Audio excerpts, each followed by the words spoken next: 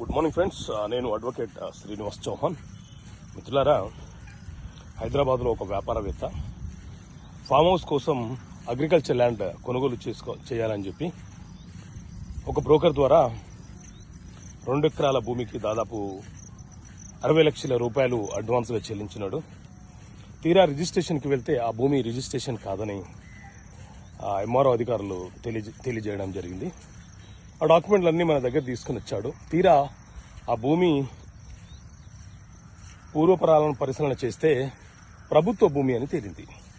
So మిత్రులారా, ఏదైనా ఒక వ్యవసాయ భూమి కొనుగోలు చేయడం కంటే ముందు ఆ భూమికి సంబంధించిన పహనీలన్నీ 1954 నుంచి పహనీలన్నీ తీసుకోండి. ఇప్పుడు ఎవరైతే అమ్ముతున్నారో ఆ వ్యక్తికి ఆ భూమి ఎలా సంక్రమించిందో తెలుసుకోవాలి.